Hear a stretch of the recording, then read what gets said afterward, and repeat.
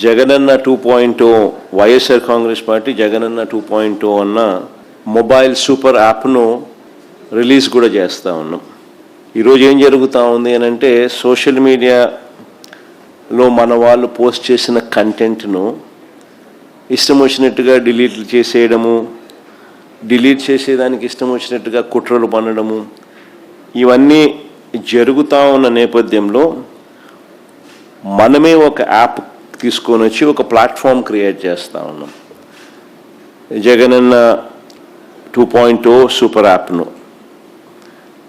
ఈ యాప్లో ఇందులో ప్రతి కార్యకర్త కూడా నిర్భయంగా తన అభిప్రాయాలను తాను చెప్పొచ్చు. చెప్పడమే కాకుండా పార్టీతో నిత్యం తాను అనుసంధానమై ఉండగలుగుతాడు. సో అదొక మంచి పరిణామం జరుగుతుంది. ఇష్టం వచ్చినట్టుగా వాళ్ళు చేసే కుట్రలు ఏదైతే ఉన్నాయో ఆ కుట్రలను కూడా తిప్పికొట్టినట్టు అవుతుంది. ప్లస్ మన వాళ్ళందరికీ కూడా పార్టీలో ఉన్న చిన్న కార్యకర్త నుంచి సెంట్రల్ ఆఫీస్ దాకా ప్రతి నాయకుడు కూడా, నియోజకవర్గ స్థాయి నుంచి రాష్ట్ర స్థాయి దాకా ప్రతి నాయకుడితో కూడా కార్యకర్తలు కూడా అనుసంధానమై కూడా ఉంటాడు.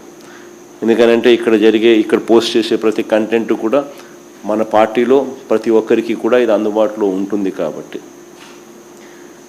క్షేత్రస్థాయిలో ప్రజలు ఎదుర్కొంటా ఉన్న సమస్యలు కానీ, కార్యకర్తలు పోలీసుల ద్వారా హెరాస్మెంట్ ఎదుర్కొంటా ఉన్న ఇబ్బందులు కానీ, పార్టీకి సంబంధించిన ఇలాంటి ఏ అంశాలైనా కూడా ఈ యాప్ ద్వారా నేరుగా ఒకరితో ఒకరం టచ్లో ఉండగలుగుతాం.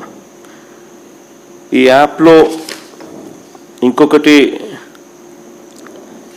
మంచి విషయం ఏమిటి అని అంటే, పార్టీలో మనం నిర్వహించే ప్రతి సమావేశము, పార్టీ నిర్వహించే ప్రెస్ మీట్లు, ముఖ్యమైన కార్యక్రమాలు, అధికారిక ప్రకటనలు, ఇవన్నీ కూడా నేరుగా లైవ్ ఫీడ్ కూడా ఈ యాప్లో ప్రతి కార్యకర్తకు కూడా అందుబాటులో ఉండే కార్యక్రమం కూడా జరుగుతుంది. సో ఇవన్నీ ఉపయోగకరంగా ఉంటాయి. ఫ్యూచర్లో కూడా ఇంకా ఈ యాప్ను ఇంకా కొంత బలపరుస్తూ కార్యకర్తలు ఏదైనా ఇబ్బందులు పడినా కూడా ఇబ్బంది పడ్డ కార్యకర్తకు తోడుగా ఉండే కార్యక్రమం కూడా రాబోయే రోజుల్లో ఈ యాప్ ద్వారా ఉపయోగపడుతుంది. మన డిజిటల్ డైరీ కూడా మన పార్టీకి సంబంధించి ఎవరైనా కూడా ఎక్కడైనా ఈ పోలీస్ హెరాస్మెంట్ వల్ల కానీ ఇంకొకరి హెరాస్మెంట్ వల్ల కానీ నష్టపోయిన ప్రతి కార్యకర్త కూడా డిజిటల్ డైరీలో ఏ రకంగా అయితే తాను నమోదు చేస్తూ ఉన్నాడో ఆ డిజిటల్ డైరీని కూడా దీంట్లోకి అనుసంధానం కూడా చేస్తాం. సో ఈ యాప్లో వస్తే డిజిటల్ డైరీ కూడా అందుబాటులో ఉంటుంది. సో ఇది బేసిక్లీ ఒక సూపర్ యాప్. సో మనదే ఒక ప్లాట్ఫామ్ క్రియేట్ చేస్తూ ఉన్నాం.